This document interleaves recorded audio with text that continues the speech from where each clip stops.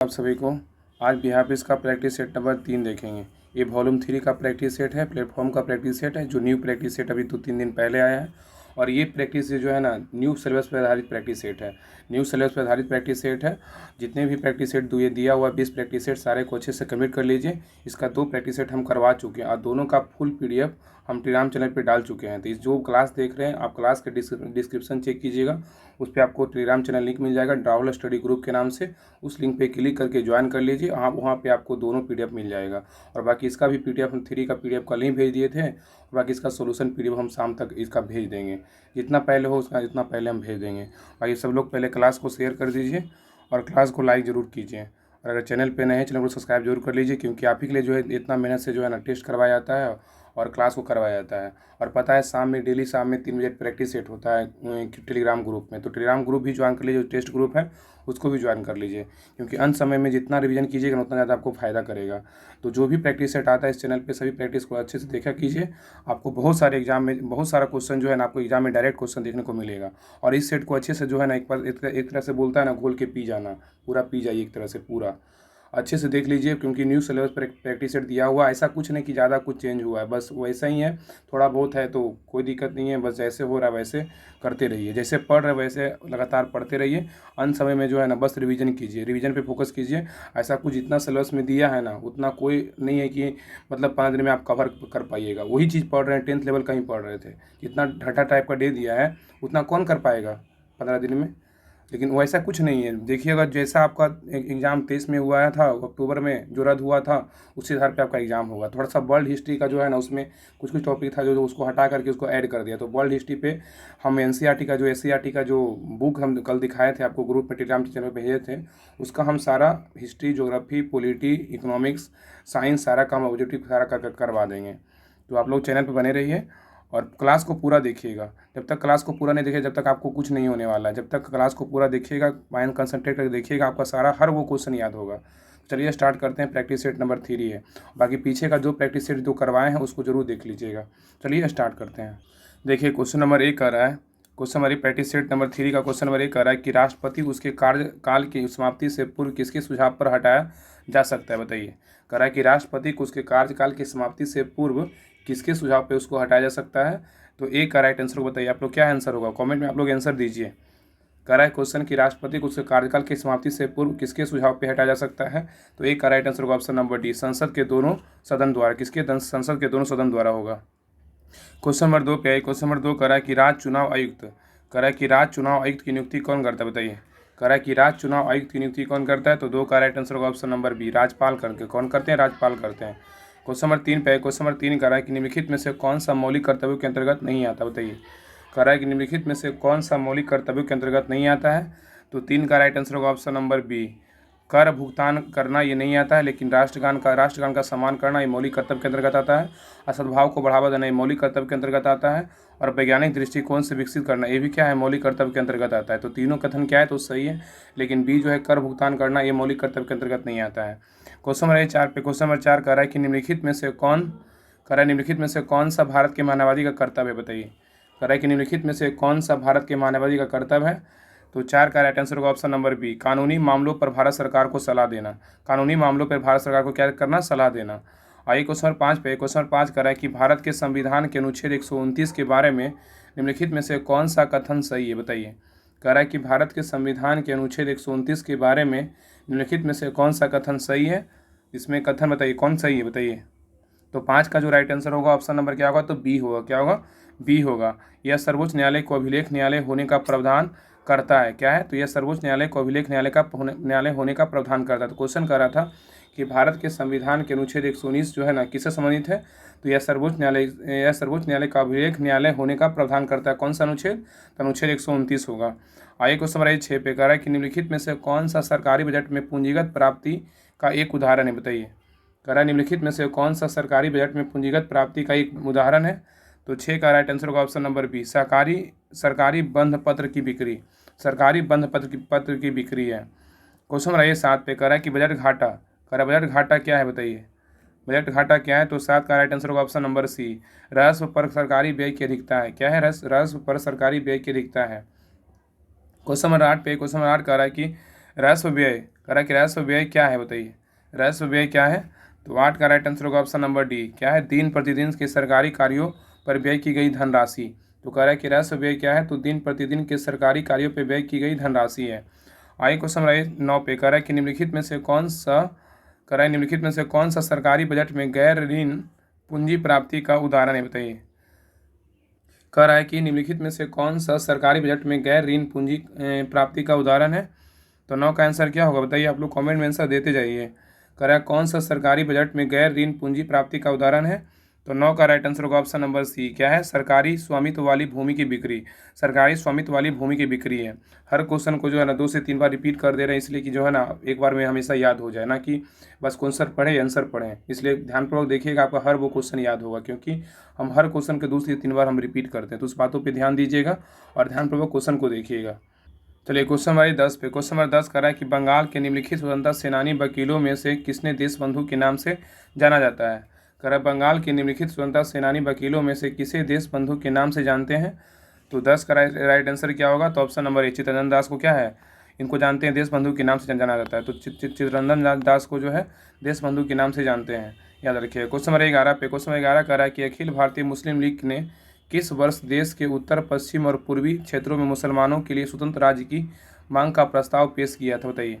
कह रहा है अखिल भारतीय मुस्लिम लीग ने किस वर्ष देश के उत्तर पश्चिम और पूर्वी क्षेत्रों में मुसलमानों के लिए स्वतंत्र राज्य की मांग का प्रस्ताव पेश किया था। तो 11 का राइट आंसर होगा ऑप्शन नंबर डी। 11 क्या होगा, ऑप्शन नंबर डी, 1940, क्या 1940 में हुआ था। क्वेश्चन नंबर 12 पे कह रहा है कि 8 अप्रैल 1929 को निम्नलिखित में से किन 2 क्रांतिकारियों ने केंद्रीय विधानसभा में बम फेंका था, बताइए। कह रहा है कि 8 अप्रैल 1929 को निम्नलिखित में से किन 2 क्रांतिकारियों ने केंद्रीय विधानसभा में बम फेंका था। तो 12 का राइट आंसर होगा option number D, Bhagat Singh और बटुकेश्वर दत्त, क्या है, भगत सिंह और बटुकेश्वर दत्त ने फेंका था। आगे क्वेश्चन नंबर 13 पे कह रहा है कि बौद्ध काल, कह रहा है बौद्ध काल का सबसे पुराना स्तूप कौन सा है, बताइए। बौद्ध काल का सबसे पुराना स्तूप कौन सा है। तो 13 का राइट आंसर होगा ऑप्शन नंबर सी, सांची स्तूप है, क्या है, सांची स्तूप है। क्वेश्चन नंबर 14 पे कह रहा है कि दी गई श्रृंखला में, यहाँ पे देखिए रीजनिंग क्वेश्चन इसको बैठाना है। तो इसको आप लोग जो है इसको बना लीजिएगा। मैथ रीजनिंग का जो भी क्वेश्चन है सारा आप लोग बना लीजिएगा। इसका पीडीएफ हम पहले ही भेज चुके हैं। बाकी डिटेल पीडीएफ सारा एक साथ जो है हम डाल देंगे टेलीग्राम चैनल पे। आप लोग टेलीग्राम चैनल ज्वाइन कर लीजिएगा। वहाँ पे बहुत सारे स्टडी मटेरियल जो है ना डाला जाता है, और एक होमवर्क सीरीज भी चल रहा है, तो सभी लोग ज्वाइन जरूर कर लीजिए। तो 14 का राइट आंसर होगा ऑप्शन नंबर क्या होगा, 14 का डी होगा, क्या होगा, 14 का डी होगा, याद रखिएगा। इसको बना लीजिएगा। बाकी देखिए ये भी इसका जो बना, इसका ठीक कर देना, टिक कर दें आंसर। 15 का राइट आंसर होगा, 15 का क्या होगा, तो 15 का ए होगा, क्या होगा, 15 का ए आंसर होगा। 16 में देखिए नीचे दी गई आकृति को कितने त्रिभुज बोल रहा है, कितने त्रिभुज, एक क्वेश्चन तो ये पक्का कन्फर्म आएगा बिहार पुलिस में, याद रखिएगा। तो 16 का जो राइट आंसर होगा ऑप्शन नंबर क्या होगा, तो बी होगा, 16 का बी होगा। अब भाई देखिए यहाँ से इंग्लिश का क्वेश्चन है। कह रहा है सेलेक्ट द मोस्ट अप्रोप्रिएट, कह रहा है select the most appropriate synonyms of the given word. क्या है, कंडोन का क्या होगा, कॉन्डोन, कॉन्डोन का क्या होगा, बताइए। इसका 17 का राइट आंसर होगा ऑप्शन नंबर क्या होगा, तो ए होगा, फॉरगिव, क्या कॉन्डोन का क्या होगा, फॉरगिव होगा, याद रखिएगा।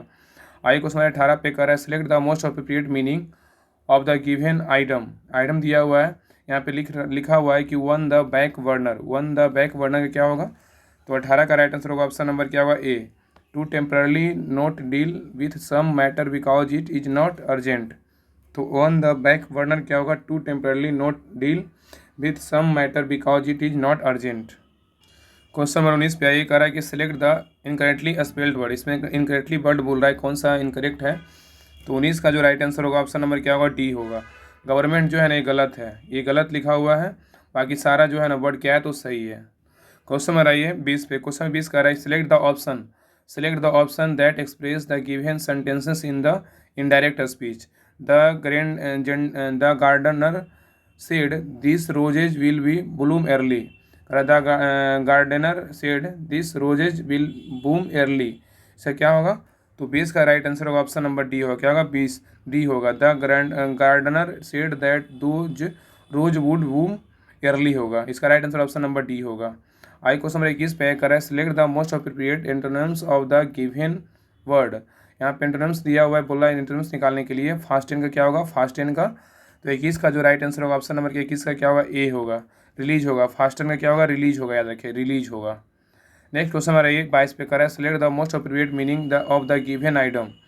गिवन आइटम दिया हुआ, आइटम दिया हुआ, इसको बनाना है। करा है through thick and the end thin, through thick and थीन क्या होगा? Through through through thick and थीन का क्या होगा बताइए?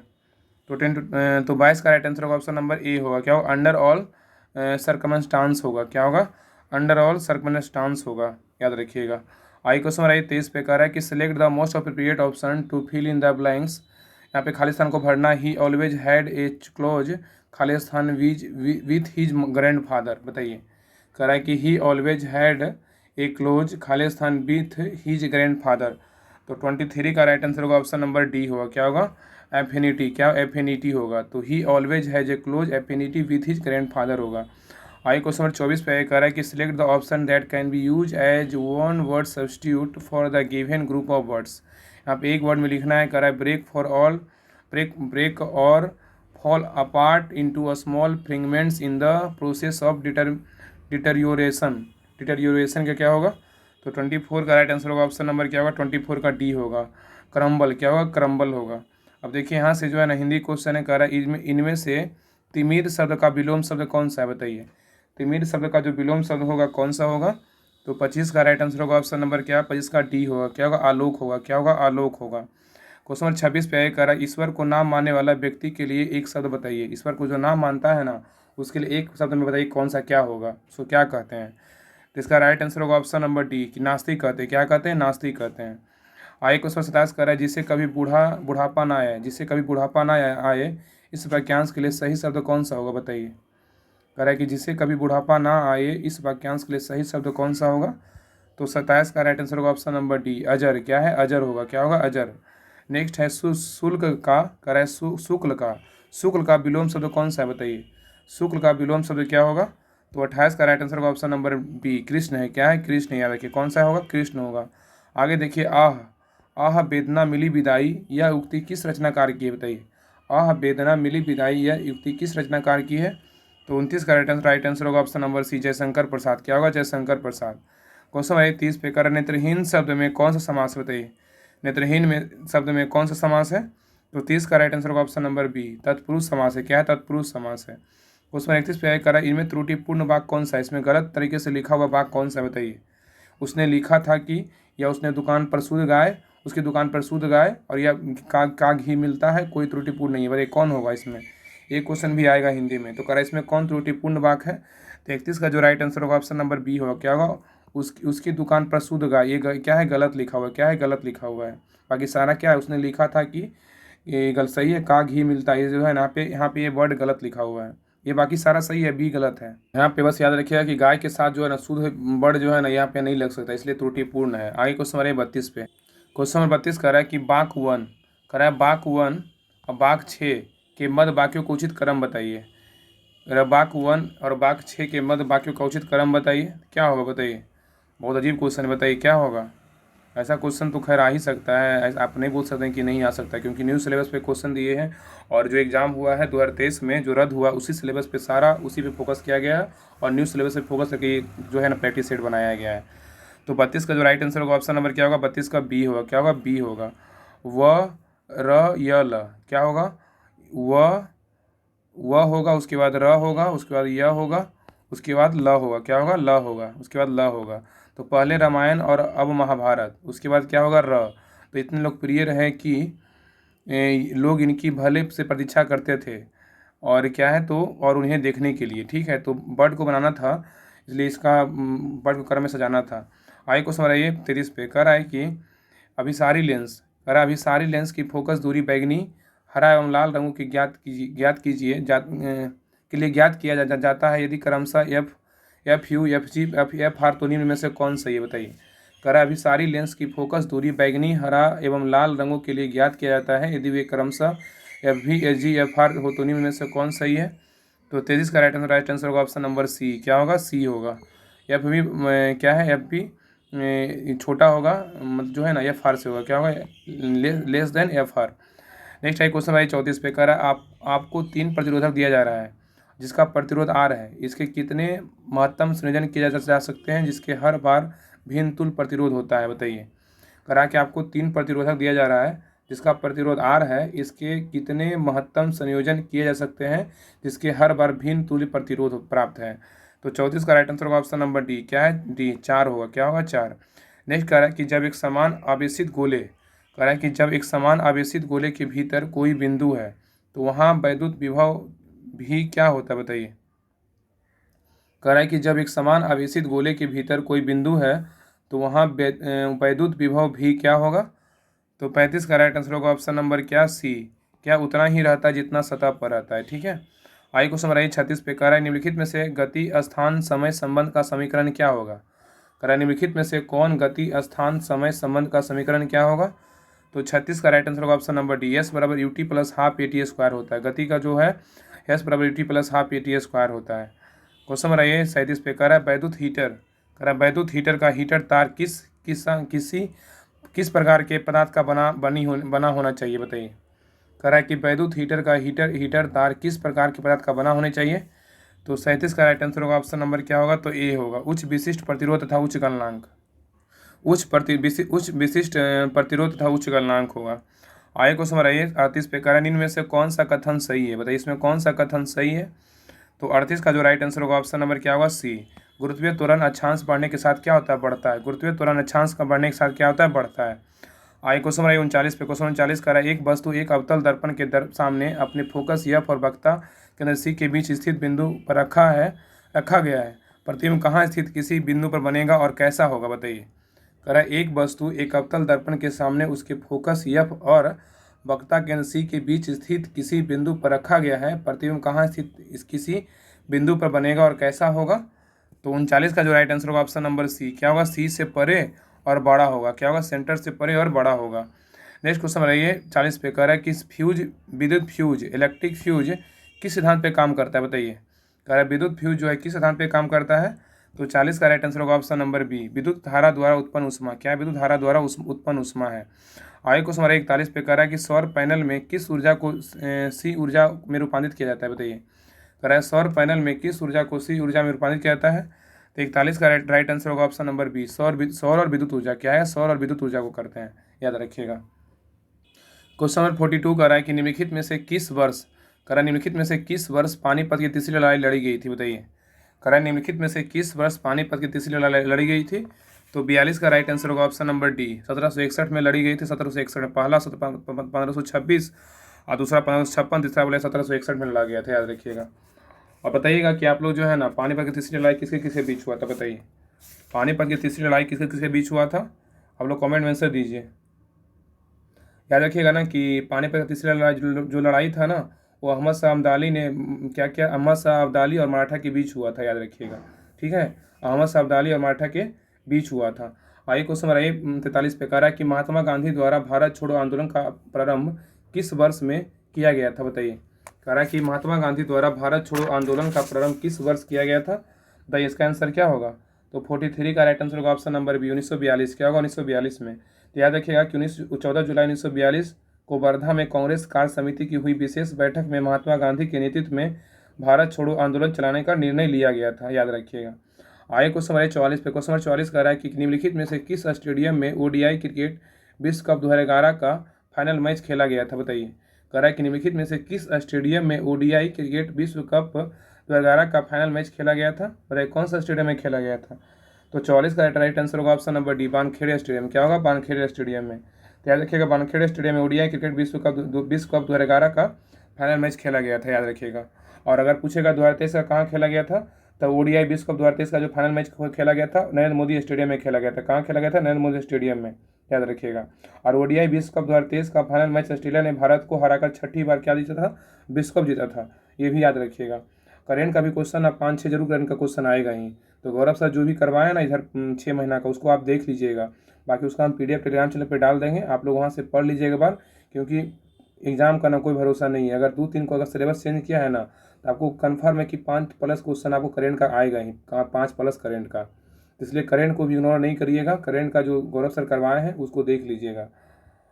भाई क्वेश्चन देखिए 45 का रहा है कि शराबबंदी लागू करने वाला पहला भारतीय राज्य कौन सा है, बताइए। शराबबंदी लागू करने वाला पहला भारतीय राज्य कौन सा है। तो याद रखिए इसका 45 का राइट आंसर होगा ऑप्शन नंबर ए, गुजरात है। क्या है, गुजरात है। तो शराबबंदी लागू करने वाला पहला भारतीय राज्य बोलेगा तो गुजरात है। और गुजरात में पूछेगा शराबबंदी लागू कब हुआ था, याद रखिए इसका जब शराबबंदी लागू हुआ था 1965 में हुआ था। कब हुआ था, 1965 में शराबबंदी शुरू की गई थी, याद रखिए 1965 में, बहुत पहले शुरू किया गया था। और इसके बाद जो है ना, इसके बाद केरल में कब किया गया था, इसके बाद कौन सा राज्य में होगा, केरल में। केरल में किया गया था 2016 में, सॉरी 2014 में होगा। केरल में 2014 में लागू किया गया था, मतलब बंद किया गया था यहाँ पे शराब मतलब ठीक किया गया था, शराबबंदी। अगर बिहार का बात करें, बिहार में किया गया था 2016 में, याद रखिए बिहार में कब किया गया था, 2016 में किया गया था, 2016 में। तो ये सब पॉइंट जो कुछ कुछ पॉइंट है ना, इसको याद रखिएगा। और याद रखिएगा ना कि पूछेगा कि शराबबंदी जो होता है किस अनुच्छेद के तहत होता है, तो याद रखिए अनुच्छेद कितना, 47 होगा। कितना अनुच्छेद, 47 होगा, ये भी याद रखिएगा। अनुच्छेद 47 होगा। कितना अनुच्छेद, 47 होगा। तो शराब राज्य के नीति निर्देशक तत्व के अनुच्छेद 47 के तहत राज्यों में शराबबंदी लागू की जा सकती है, ठीक है। और याद रखिए बताइएगा, राज्य की नीति निर्देशक तत्व जो है ना, कहाँ से लिया गया है, तो आयरलैंड से लिया है। कहाँ से लिया गया, आयरलैंड से लिया गया, याद रखिएगा। आगे क्वेश्चन नंबर 46 पे ये कह रहा है कि किस अधिनियम के द्वारा अंग्रेजों ने घोषणा की कि भारत में अधिकारियों की नियुक्ति में राष्ट्रीयता और रंग के आधार पर भेदभाव नहीं होगा, बताइए। कह रहा है किस अधिनियम के द्वारा अंग्रेजों ने घोषणा की कि भारत में अधिकारियों की नियुक्ति में राष्ट्रीयता और रंग के आधार पर भेदभाव नहीं होगा। तो 46 का राइट आंसर होगा ऑप्शन नंबर बी, 1833 का चार्टर अधिनियम। क्या है, 1833 का चार्टर अधिनियम है। आगे क्वेश्चन नंबर 47 पे कह रहा है कि भारत में संसद के दोनों सदनों का चुनाव कौन करवाता है, बताइए। भारत में संसद का दोनों सदनों का चुनाव कौन करवाता है, तो 47 का राइट आंसर होगा ऑप्शन नंबर ए, निर्वाचन आयोग करवाता है। कौन करवाता है, निर्वाचन आयोग करवाता है। अब बताइए निर्वाचन आयोग का स्थापना कब हुआ था, 1950 में हुआ था। कब हुआ था, 1950 में हुआ था, 25 जनवरी 1950 को स्थापना हुआ था। इसलिए 25 जनवरी को जो है ना राष्ट्रीय मतदाता दिवस मनाते हैं। आगे देखिए क्वेश्चन नंबर 48 कह रहा है कि राज्यसभा में निम्न राज्यों की सीटों की उचित अवरोही क्रम चुनें। इसमें कह रहा है राज्यसभा में, कह रहा है कि राज्यसभा में निम्न राज्यों की सीटों का उचित अवरोही क्रम चुनें। इसमें कौन सा मतलब जो है ना किस किस राज्य में कितना राज्यसभा का सीट है, बताइए। तो इसका जो राइट आंसर होगा ऑप्शन नंबर 48 का क्या होगा, सी होगा। क्या होगा, 48 का सी होगा, याद रखिएगा। तो यहाँ पे याद रखिएगा कि इसमें क्या होगा, उत्तर प्रदेश होगा, महाराष्ट्र होगा, तमिलनाडु होगा और बिहार होगा। उत्तर प्रदेश, महाराष्ट्र, तमिलनाडु और क्या, उत्तर प्रदेश, महाराष्ट्र, तमिलनाडु और क्या होगा, बिहार होगा। तो याद रखिए उत्तर प्रदेश में लोकसभा राज्यसभा कितना है, सीट है, तो 31 है। कितना सीट है, 31 सीट है उत्तर प्रदेश में। अगर यहाँ पे बात करें उत्तर प्रदेश में 31 हो गया, और यहाँ पे बात करें महाराष्ट्र में कितना है, तो महाराष्ट्र में राज्यसभा सीट जो है 19 है। कितना है, 19 है महाराष्ट्र में राज्यसभा सीट बोले 19 है। और तमिलनाडु में बोलेगा तो कितना है, तमिलनाडु में राज्यसभा सीट कितना है, तमिलनाडु में बात करें 18 है। कितना, तमिलनाडु में 18 है। कितना, 18 राज्यसभा का सीट है। उसके बाद बिहार में बोलेगा तो राज्यसभा का सीट कितना है, तो बिहार में कितना राज्यसभा का सीट है, तो बिहार में राज्यसभा का सीट 16 है। कितना है, 16 है, 16 भी है ना। और 16 पश्चिम बंगाल में भी राज्यसभा का सीट है। ये सब पॉइंट याद रखिएगा। आइए क्वेश्चन नंबर 49 पे, क्वेश्चन 49 कह रहा है कि भारतीय संविधान में संशोधन किसके और किनके द्वारा प्रारंभ किया जा सकता है, बताइए। कह रहा है कि भारतीय संविधान में संशोधन किनके और किसके द्वारा प्रारंभ किया जा सकता है। तो 49 का राइट आंसर होगा ऑप्शन नंबर डी। क्या होगा, 49 का ऑप्शन नंबर डी होगा। केवल 1 और 2 होगा, लोकसभा के द्वारा और क्या होगा, तो राज्यसभा के द्वारा। क्या होगा, लोकसभा और राज्यसभा के द्वारा। आगे क्वेश्चन नंबर आइए, इसमें कह रहा था कौन सा कथन सही है ना।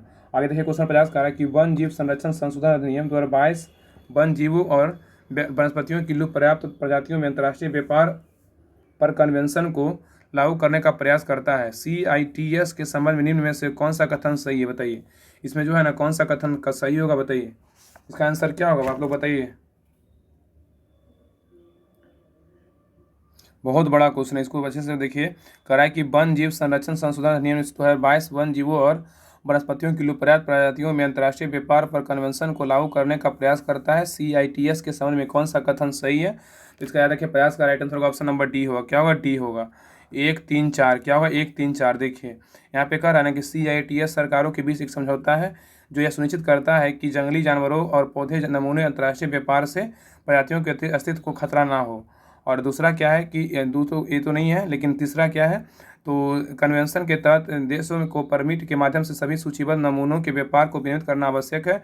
और चौथा क्या है, तो यह जीवित जीवों के नमूने स्वायत्तीकरण को विनियमित करने के का भी प्रयास करता है। तो ये 1, 3, 4 होगा, याद रखिएगा। चलिए क्वेश्चन नंबर 51 पे, क्वेश्चन नंबर 51 कर रहा है कि निम्नलिखित में से कौन अंतरण अदायगियों को सर्वोत्तम रूप से परिभाषित करता है, बताइए। कह रहा है निम्नलिखित में से कौन अंतरण अदायगियों को सर्वोत्तम रूप से परिभाषित करता है। तो 51 का राइट आंसर होगा ऑप्शन नंबर डी, बिना किसी संगत वस्तुओं या सेवाओं के उत्पादन के सरकार द्वारा व्यक्तियों को किया गया भुगतान। क्या होगा, बिना किसी संगत वस्तुओं या सेवाओं के उत्पादन के सरकार द्वारा व्यक्तियों को किया गया भुगतान होगा। आगे क्वेश्चन नंबर 52 पे कह रहा है वित्तीय वर्ष क्या है, बताइए। वित्तीय वर्ष क्या है, तो 52 का राइट आंसर होगा ऑप्शन नंबर बी, राज्य सरकार के लिए वित्तीय रिपोर्टिंग अवधि को दर्शाने वाला वर्ष है। तो वित्तीय वर्ष क्या है, तो सरकार के लिए वित्तीय रिपोर्टिंग अवधि को दर्शाने वाला वर्ष है। आगे क्वेश्चन नंबर 53 पे कह रहा है कि बैंकिंग में ब्याज शब्द का क्या अर्थ है, बताइए। बैंकिंग में ब्याज शब्द का अर्थ क्या है, तो 53 का राइट आंसर होगा ऑप्शन नंबर ए। क्या है? ऋण या जमा पर अर्जित अतिरिक्त धनराशि है। तो कह रहा है कि बैंकिंग में ब्याज शब्द पर क्या अर्थ है? तो ऋण या जमा पर अर्जित अतिरिक्त धनराशि है। आगे क्वेश्चन नंबर 54 पे कह रहा है एम टी एम का पूर्ण रूप क्या है बताइए। एम टी एम का पूर्ण रूप क्या है? तो 54 का राइट आंसर होगा ऑप्शन नंबर क्या होगा? तो बी होगा। क्या होगा? सॉरी यहाँ पे देखिए ATM है ना, हम यहाँ पे सॉरी हम गलत पढ़ रहे थे, sorry, I am really sorry. कह रहा है यहाँ पे इसको एम पढ़ रहे थे, ATM है, इसको सबको पता है, बहुत ईजी क्वेश्चन है। ATM का पूर्ण रूप क्या है? तो ऑटोमेटेड टेलर मशीन होगा, सबको पता है ऑटोमेटेड टेलर मशीन, ऑटोमेटिक नहीं याद रखिए, ऑटोमेटेड टेलर मशीन होता है, ठीक है, याद रखिएगा। और इसका कुछ इंपॉर्टेंट और भी याद रखिएगा। बताइएगा आप लोग कमेंट में कि WWF का फुल फॉर्म क्या होता है बताइए। WWF का, तो इसका याद रखें वर्ल्ड वाइड फंड होता है। क्या होता है? सॉरी, वर्ल्ड WWW बोले हैं ना, WWW का वर्ल्ड वाइड वेब होता है, और WWF को बोले वर्ल्ड वाइड क्या होता है? फंड होता है। WWF का बोलेगा तो वर्ल्ड वाइड फंड होता है। और जीबी का फुल फॉर्म क्या होता है? कि जीबी का बोलेगा गीगाबाइट होता है। क्या होता है? गीगाबाइट। बताइएगा HTML का फुल फॉर्म क्या होगा? HTML का फुल फॉर्म क्या होगा बताइए। HTML का इसका होगा हाइपर टेक्स्ट मार्कअप लैंग्वेज होता है। क्या होता है? हाइपर टेक्स्ट मार्कअप लैंग्वेज होता है। बताइएगा मैन, एक होता है मैन, MAN, मैन का फुल फॉर्म क्या होगा बताइए। MAN का फुल फॉर्म क्या होगा बताइए। आप लोग कमेंट में आंसर दीजिए मैन का फुल फॉर्म, क्योंकि दीजिएगा ना आंसर तभी आपको ना याद ज़्यादा देर तक रहेगा और बहुत दिन तक याद रहेगा। तो मैन का फुल फॉर्म क्या होता है? तो मेट्रोपॉलिटन एरिया नेटवर्क होता है। क्या होता है? मेट्रोपॉलिटन एरिया नेटवर्क होता है। तो ये बताइएगा नेक्स्ट URL का फुल फॉर्म क्या होता है बताइए। URL का फुल फॉर्म क्या होता है? URL का यूनिफॉर्म रिसोर्स लोकेटर होता है। क्या होता है? यूनिफॉर्म रिसोर्स लोकेटर होता है। चलिए एक और बताइए, LAN का फुल फॉर्म क्या होता है? तो लोकल एरिया नेटवर्क होता है। ये सभी फुल फॉर्म है ना, कुछ जो इंपॉर्टेंट है इसको याद रखिएगा। चलिए क्वेश्चन बनाइए 55 पे, देखिए मैथ का क्वेश्चन है, इसको टिक कर देना, आप लोग बना लीजिएगा। तो 55 का राइट आंसर होगा ऑप्शन नंबर बी होगा। क्या होगा? 55 का बी होगा। 56 का बोले 56 का क्या होगा? 56 का बी होगा। क्या होगा? 56 का बी होगा। 57 का बात करें, 57 का क्या होगा? तो 57 का राइट आंसर होगा ऑप्शन नंबर डी होगा। क्या? डी होगा। 58 का बात करें, 58 का ऑप्शन नंबर क्या होगा? डी होगा। 58 का डी होगा। अब आइए 59 नंबर पे, 59 नंबर का बात करें, 59 नंबर क्वेश्चन का क्या होगा? तो 59 नंबर क्वेश्चन का आंसर क्या होगा? 59 का होगा सी होगा। क्या होगा? 59 का सी होगा। 59 का सी। 60 का बात करें, 60 का राइट आंसर क्या होगा? 60 का ए होगा। क्या होगा? 60 का ए होगा। अब आइए क्वेश्चन नंबर 61 पे, क्वेश्चन नंबर 61 क्या कर रहा है? ये भी देखिए मैथ ही क्वेश्चन है। देखिए 61 का राइट आंसर क्या होगा? तो 61 का राइट आंसर होगा ऑप्शन नंबर बी होगा। क्या होगा? बी होगा। ऑप्शन नंबर बी होगा। ऑप्शन नंबर बी होगा। आइए क्वेश्चन नंबर 62 पे, 62 का आंसर क्या होगा? समांतर श्रेणी का तीसरा और नौवां क्रमशः 8 और 10 है, तो 16वां पद ज्ञात कीजिए। तो इसका जो है ना 62 का जो राइट आंसर ऑप्शन नंबर क्या होगा? तो डी होगा। क्या होगा? 62 का डी होगा। APGP क्वेश्चन है। आइए क्वेश्चन नंबर 63 पे, क्वेश्चन नंबर 63 कह रहा है कि मोनोमर क्रोपोलैक्टम का किस बहुलक को प्राप्त करने के लिए बहुलीकरण किया जाता है बताइए। कह रहा है कि मोनोमर क्रोपोलैक्टम का किस बहुलक को प्राप्त करने के लिए बहुलीकरण किया जाता है। तो 63 का राइट आंसर होगा ऑप्शन नंबर क्या है? B, nylon 6। क्या है? नाइलॉन 6, याद रखिएगा। आइए क्वेश्चन नंबर 64 पे, कह निम्न में से कौन उभयधर्मी है बताइए। इसमें कह रहा है कौन उभयधर्मी है? तो 64 का राइट आंसर होगा ऑप्शन नंबर सी। क्या है? SnO2। क्या है? SnO2। तो याद रखिए SnO2 क्या है? उभयधर्मी है। क्या है? उभयधर्मी है, याद रखिएगा। आइए क्वेश्चन नंबर नेक्स्ट पे, क्वेश्चन नंबर 65 का रहा है, क्वेश्चन नंबर 65 का रहा है कि एल्काइन का समान सूत्र क्या है बताइए। एल्काइन का जो समान सूत्र क्या है बताइए। तो 65 का राइट आंसर होगा ऑप्शन नंबर सी, CnH2n-2 होगा। एल्काइन का सूत्र क्या होता है? तो CnH2n-2 होगा। एल्काइन का सूत्र बोलेगा तो CnH2n-2 होता है। और यह क्या है? त्रिबंध असंतृप्त हाइड्रोकार्बन होता है। क्या होता है? और एल्केन का बोलेगा तो क्या होता है? एल्केन का बोलेगा तो C2H2 होता है। क्या होता है? C2H2 होता है। एल्केन का बोलेगा तो एल्केन का C2H2 होता है। क्या होता है? C2H2 होता है। अगर यहाँ पे बात करें एल्केन का सूत्र क्या होता है? सॉरी, एल्काइन का बोले, एल्काइन का होता है ना, एल्काइन का बोलेगा तो ऐसे, सॉरी एक मिनट, गलत बोल रहे हैं, एक मिनट सुनिए। यहाँ पे अगर एल्काइन का बोलेगा तो क्या होगा? एल्काइन का CnH2n+-2 होगा इसका राइट आंसर। एल्काइन का CnH2n-2 हो गया। अगर यहाँ पे बोले एल्केन का सूत्र क्या होता है? एल्केन का बोलेगा CnH2n+2 होता है। क्या होता है? यहाँ पे ये क्या है? एल्केन का सूत्र है, एल्केन का। तो एल्काइन का बोलेगा CnH2n-, एल्काइन बोलेगा तो -2, और एल्केन का बोलेगा तो +2 में आंसर होगा। क्या होगा? CnH2n+2 एल्केन का सूत्र है, ठीक है। और एसिटिलीन का बोलेगा तो एसिटिलीन का जो होता है ना C2H2 होता है। ये होता है एसिटिलीन का, हम गलत बोल रहे हैं। C2H2 जो होता है एसिटिलीन का सूत्र होता है, याद रखिएगा, ठीक है। चलिए क्वेश्चन आ रही है 66 पे, कह रहा है कि निम्न अभिक्रिया में क्या होता है बताइए। SiO2, 2H2S, 3S और 2H2O है। तो 66 का जो राइट आंसर होगा ऑप्शन नंबर डी होगा। सल्फर का ऑक्सीकरण एवं अपचयन दोनों हुआ है। क्या है? सल्फर और ऑक्सीजन ऑक्सीकरण, सल्फर का ऑक्सीकरण एवं अपचयन क्या हो? दोनों हुआ है। आगे क्वेश्चन आइए 67 पे, कह रहा है कि C4H6 आणविक सूत्र वाले यौगिक में कौन सा बंधन होते हैं? बताइए। कह रहा है C4H6 आणविक सूत्र वाले यौगिक में कौन सा बंधन होते हैं? तो 67 का राइट आंसर होगा ऑप्शन नंबर डी। क्या है? एक त्रिबंध और या दो द्विबंध होते हैं। क्या होते हैं? एक त्रिबंध या दो द्विबंध होते हैं। आगे क्वेश्चन आइए 68 पे, कह रहा है निम्नलिखित में से कौन सा बेकिंग सोडा का उपयोग नहीं है? बताइए। कह रहा है निम्नलिखित में से कौन सा बेकिंग सोडा का उपयोग नहीं है? तो 68 का राइट आंसर होगा ऑप्शन नंबर डी। केवल जो है ना केवल क्या है? एक पेयजल की कीटाणु को मुक्त बनाना ये नहीं है, लेकिन ये सोडा एसिड अभिशापकों में है बेकिंग सोडा का उपयोग, और प्रत्यय अम्ल एंटासिड में एक घटक के रूप में इसका भी में बेकिंग सोडा का उपयोग है। याद रखिए 68 का राइट आंसर क्या होगा? ऑप्शन नंबर डी होगा। आइए क्वेश्चन नंबर 69 पे, क्वेश्चन 69 कह रहा है इसमें मिलान करना है। कह रहा है सम्मिलित कीजिए, इसमें कौन सा होगा? क्रियात्मक समूह दिया हुआ, समूह का नाम दिया, बताइए इसमें क्या होगा? COOH से क्या होगा? बताइए। COOH का जो है ना क्रियात्मक समूह है, इसका समूह का नाम क्या होगा? बताइए। COOH से क्या होगा? इसका हो जाएगा कार्बोक्सिलिक अम्ल होगा। क्या होगा? कार्बोक्सिलिक अम्ल हो जाएगा, एक का C हो जाएगा, ठीक है। और RCO R का क्या हो जाएगा? तो RCO का हो जाएगा, इसका कीटोन हो जाएगा। क्या होगा? कीटोन होगा। क्या होगा? कीटोन। और COOR क्या होगा? COOR का क्या होगा? एस्टर होगा। क्या होगा? एस्टर होगा। तो एल्कोहल का बोले क्रियात्मक समूह क्या होता है? एल्कोहल का बोलेगा तो OH होता है। एल्डिहाइड का क्रियात्मक बोलेगा CHO होता है। और साइनाइड का बोलेगा तो CN होता है। ये सब अलग से पॉइंट याद रखिएगा। तो यहाँ पे COOH का बोलेगा तो कार्बोक्सिलिक अम्ल, RCOR का बोलेगा तो कीटोन होगा, और COOR का बोलेगा तो एस्टर होगा, ठीक है, याद रखिएगा। आइए क्वेश्चन नंबर आइए 70 पे, क्वेश्चन 70 पे आइए। कह रहा है कि डोबेराइनर ने तीन तत्वों को किस प्रकार से एक तरीके व्यवस्थित किया था? बताइए। डोबेराइनर ने तीन तत्वों को किस प्रकार के एक तरीके में व्यवस्थित किया था? तो 70 का राइट आंसर होगा ऑप्शन नंबर डी, उसके परमाणु द्रव्यमानों के बढ़ते क्रम, उसके परमाणु द्रव्यमानों को बढ़ते क्रम। आइए क्वेश्चन 71 पे है, जीव प्राणियों के निषेचन के दौरान नर और मादा गेमेट का संलयन एक कोशिका बनाने के लिए होता है, उस जिसे क्या कहा जाता है? बताइए। तो 71 का राइट आंसर होगा ऑप्शन नंबर ए, गुमनज कहते हैं। क्या कहते हैं? गुमनज कहते हैं। आइए क्वेश्चन नंबर 72 पे, निम्नलिखित में से किस स्थान पर मानसून के मौसम के दौरान सबसे कम वर्षा होती है? बताइए। निम्नलिखित में से किस स्थान पर मानसून के मौसम के दौरान सबसे कम वर्षा होती है? तो 72 का राइट आंसर होगा ऑप्शन नंबर बी। क्या है? लेह है। क्या है? लेह है। क्वेश्चन नंबर 73 पे कह रहा है कि निम्नलिखित में से कौन सा झील खारे पानी की झील है? बताइए। निम्नलिखित में से कौन सा झील खारे पानी की झील है? तो 73 का राइट आंसर होगा ऑप्शन नंबर बी, चिल्का झील जो है ना खारे पानी की झील है। और चिल्का झील बोलेगा तो कहाँ है? तो उड़ीसा में है। कहाँ है? उड़ीसा में है। बताइएगा कि दुनिया की सबसे बड़े मीठे पानी की झील कहाँ है? बताइए। दुनिया की सबसे बड़ी मीठी पानी की झील कौन सा है? अगर कौन सा है और कहाँ है? बताइए। याद रखिए ये अमेरिका में है। और कौन सा है? तो सुपीरियर झील है। क्या है? सुपीरियर झील। और कहाँ? अमेरिका में है। कहाँ है? अमेरिका में, याद रखिएगा। तो दुनिया की सबसे मीठे पानी की झील बोलेगा तो संयुक्त राज्य अमेरिका में है। कौन सा? सुपीरियर झील है। और यहाँ पे बात करेगा विश्व की सबसे ऊंची झील कौन सा है? तो टिटिकाका झील पेरू तथा बोलिविया के सीमा पर स्थित है। टिटिकाका झील, याद रखिएगा। आइए क्वेश्चन रहे 74 पे, क्वेश्चन नंबर 74 कह रहा है कि सांची स्तूप किस राज्य में स्थित है? बताइए। सांची जो स्तूप है किस राज्य में स्थित है? तो 74 का राइट आंसर होगा option number C, Madhya Pradesh में स्थित है। कहाँ है? मध्य प्रदेश में स्थित है। आइए क्वेश्चन नंबर 1 कह रहा है कि भारत में महोगनी, रोजवुड और सिनकोना के पेड़ किस प्रकार के वनों में पाए जाते हैं? बताइए। तो 75 का राइट आंसर होगा ऑप्शन नंबर क्या होगा? तो ए होगा, उष्णकटिबंधीय सदाबहार वन। तो कह रहा है भारत में महोगनी, रोजवुड, सिनकोना के पेड़ किस प्रकार के वनों में पाए जाते हैं? उष्णकटिबंधीय सदाबहार वन।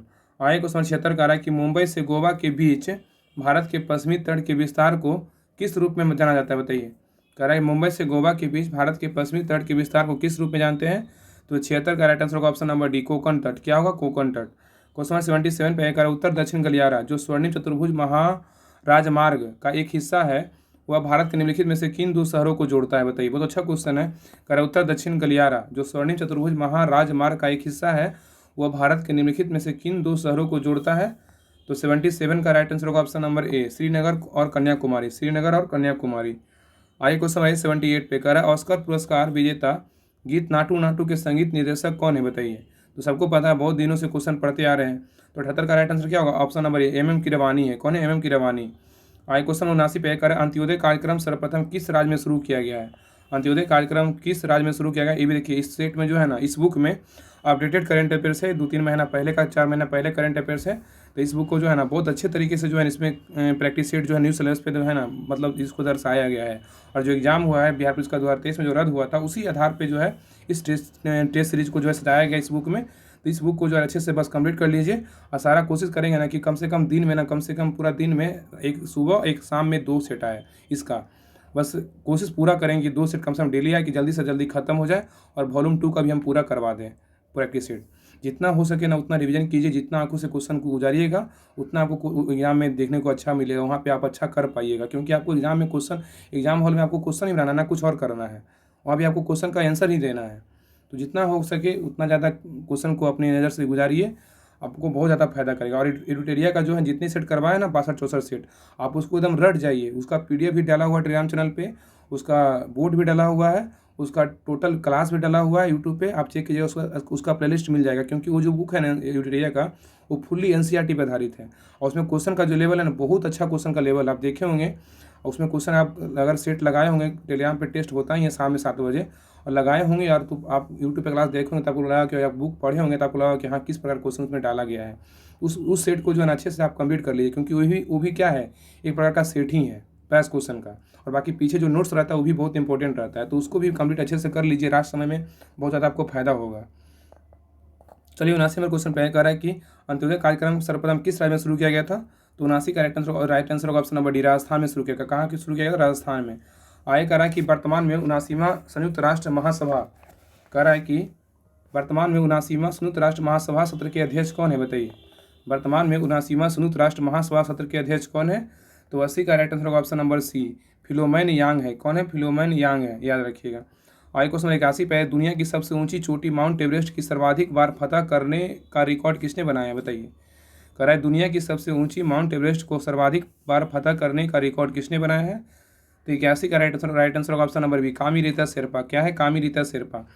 आगे क्वेश्चन रही 82 पे, कह रहा है कि हाल ही में IUCN, कह रहा है हाल ही में IUCN के पर्यवेक्षण के नीलगिरी तहर सर्वेक्षण कहाँ प्रारंभ हुआ है, बताइए। और याद रखिएगा ना कि IUCN का फुल फॉर्म बताइए, पहले क्या होता है IUCN का फुल फॉर्म बताइए तो क्या होगा।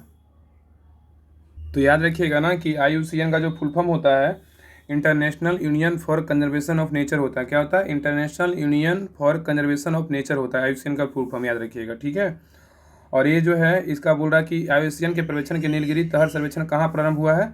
तो 82 का राइट आंसर होगा ऑप्शन नंबर क्या है, तो ए, तमिलनाडु में। कहाँ है? तमिलनाडु में, याद रखिएगा। आगे क्वेश्चन 83 पे कह रहा है वार्षिक वित्तीय साक्षरता सप्ताह अभियान हाल ही में निम्नलिखित में से किसके द्वारा आयोजित किया गया, बताइए। कह रहा है कि वार्षिक वित्तीय साक्षरता सप्ताह अभियान हाल ही में निम्नलिखित में से किसके द्वारा आयोजित किया गया है? तो 83 का राइट आंसर होगा ऑप्शन नंबर बी, RBI। क्या होगा? RBI। आगे क्वेश्चन 84 पे कह रहा है कि हाल ही में भारत के 16वें वित्त आयोग किसकी अध्यक्षता में गठित किया गया है, बताइए। बहुत इजी क्वेश्चन है और करेंट का चलता फिरता क्वेश्चन है, अभी करेंट का ही क्वेश्चन, हाल ही का क्वेश्चन है, बताइए क्या होगा। इसका होगा option number A, Arvind Panagariya है। कौन? अरविंद पनगड़िया। तो हाल ही में भारत के 16वें वित्त आयोग किसकी अध्यक्षता में गठित किया गया? तो अरविंद पनगड़िया। आगे देखिए मैथ का क्वेश्चन 85 का राइट आंसर होगा ऑप्शन नंबर डी होगा। क्या होगा? डी होगा। आगे आइए क्वेश्चन नंबर 86 पे, 86 भी मैथ का क्वेश्चन है।